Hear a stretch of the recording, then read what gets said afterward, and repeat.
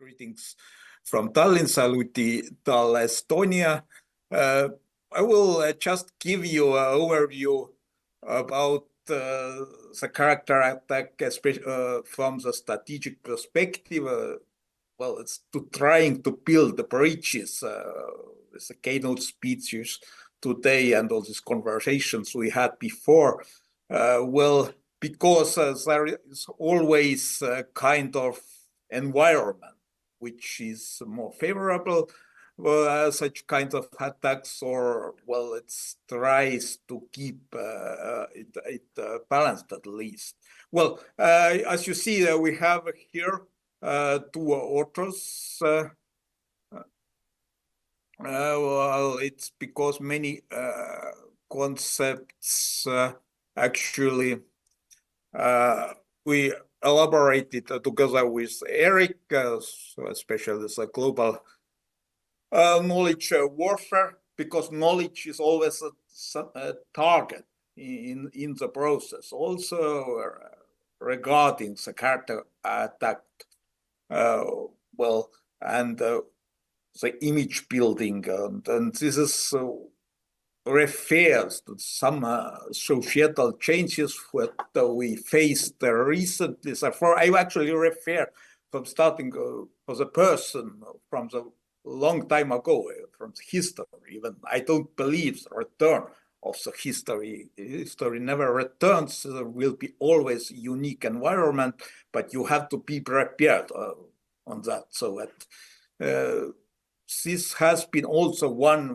reason when we sometimes face some fault assessment regarding what happens in the world.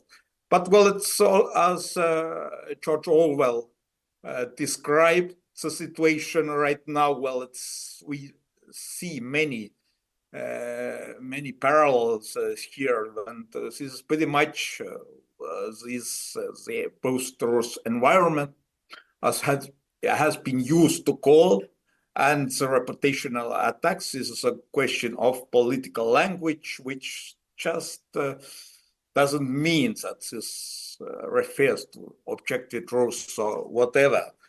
So it's a use of these discourses, strong image building, so that what we actually see right now in the US presidential elections, where we hear these mentally disparate opponents, or migrants eating cats and dogs, and not the policy issues, actually how to make the environment safer, how to improve policies, how to create the world which we'd like to live well. And this is pretty much changing of security environment. Well, I even would refer here now what Professor Booth wrote before his retirement, so about this 20 years crisis, which now is coming more like 20 and more years. And how actually we abandoned these Kantian security governments. I refer to this traditional political cultures here as a Kantian Hobbesian. We might turn to Lockean as well. And we are already probably entered to this Hobbesian anarchy. So that's this security governance, what we used to have, based on this United Nations, based on international organizations, NATO, European Union, had its certain base in that, how it worked quite well in 1990s, when and how we lost it with a few years. This is actually, well, we should recognize the problems. What are the reasons? So there are revisionist states, of course, mostly refer to China and Russia, well, who are not very satisfied with this security governance issue, well, because they are not dominating. Also, there is a certain extent we can also blame to some US governments. This is another topic. Well, we don't know actually if Al Gore wins the election in 2000. Well, did we have this Iraq of 2003? Well, we never know, so it's no need to discuss on that. But well, it's revisionist states who are not justified with security situation. Well, right, we have they have existed, well, and they get stronger in this respect. But this is not just the fault of this certain states, but this is much broader security, because even the meaning of security has broadened in these years. Well, we have part of human security right now. This is not just, well, it's states fighting each other, as it has been used to understand a long time in the 20th century. So the interference of different non-state organizations, well, from individuals to these governmental or non-governmental organizations with business companies, which all have their own part in these changes. Well, it's also when I entered actually from this practitioners world to the academia, it was 15 years ago.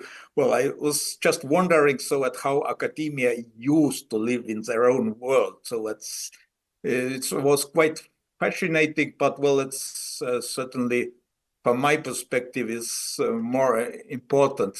How to put this academia and practitioner world to work together. So we sometimes tend to use, so that if we enter too deeply on this theoretical world. And what happens is a failure of international security governance. This is a rise of nationalism and protectionism, which certainly based on Hobbesian or realist paradigms, and also these rising alternative politics. Well, of course, we recognize here this conservative revolution from the right side. Well, it doesn't refer to this traditional right politics. And well, there is still somewhere this alternative left as well, and this is also a phenomenon. So sometimes these extremes tend to support each other. And well, now with Eric, we just figure out that, well, what is the target? This is a transformation of knowledge. So how we take a look on different issues, how we translate it in our everyday practices. And we see, actually, we might recognize that this is becoming a more global process, because globalization, you might not like it, but it exists. You can't avoid it, so just to ignore it. Well, you can ignore, but the consequences are probably not the best. Well, and here I already can draw some parallels to the Emmanuel Goldstein from this George Orwell's 1984. Well, which is also creating these alternative realities. It's a strong image building with this Hollywoodized approach. There are good guys, bad guys.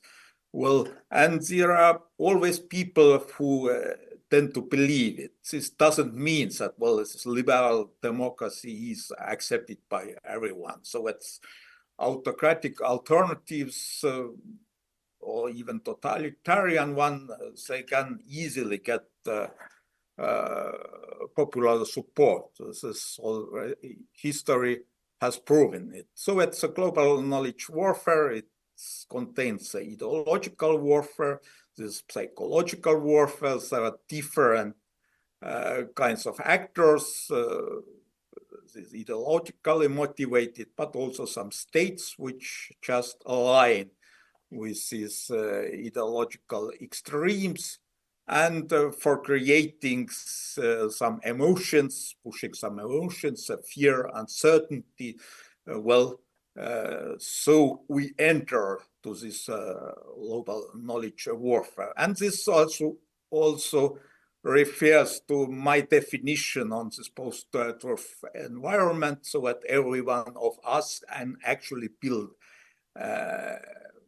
our own world and start fighting with others. So there is pretty much this issue of beliefs, not rational outcomes. But at first I would just to pay attention on this. So it's often we might believe that this Kantian world or the Kantian world order, which was started to build after the Cold War, it failed. But it didn't fail, at least by my opinion, because this was went to a wrong direction. As you see, actually, quite a long time, for 20 years, another 20 years, crisis or not, it worked pretty well. United Nations Security Council was able to agree. Sometimes after these actions, it doesn't mean that it was the best way, but these security governance from the starting here, from the Gulf War of 1990 to the latest operation in Libya, you see that at least in UN Security Council was able to reach some agreement. Well, it's of course some countries abstained, as always. There are some anonymous votes, but Holger, 3 minutes. You have 3 minutes left, please. Sorry. Yeah, sorry. Right. Well, and I will leave here these different world perspective. From, as you see, well, it's three worlds.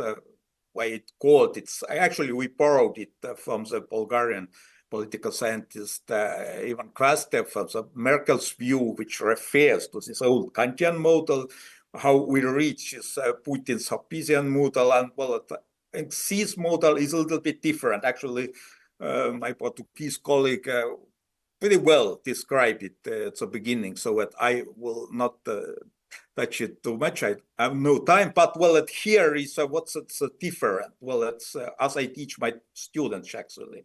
Well, it is a Putin bad guy, but it also legitimizes his action. Well, he's just a bad. This is how Hollywoodian approach, but well, it's his action. Well, it's war is normality. Another alternative perspective, Putin is wrong. And this is criminal activity we have to manage. And this is an issue also for the crisis management as well. This was the Kantian world before, and this is after the 2011, the world we have today, and without successful crisis management. Well, here, as you see, well, pretty much so it concerns reputational attacks as well, how they refer to the domestic unity, international influence, identity affirmation. So how you create this audience which support you, and also good versus bad rhetoric, which what produces this rising populism we face right now. And well, I might be pessimistic as well, so that it doesn't end so easily. At first, the biggest problem probably was here the fill of the politicians responsible for the international security governance. Were they able to change themselves, or they are still entrapped in this Cold War mentality. And so it means that you should actually improve your responsibility to just to recognize the world you really live, not in some alternative worlds. This is the biggest problem for us. And here, yeah, Thank you, let Holger. me Thank you. finish right now with George Orwell again. Thank you.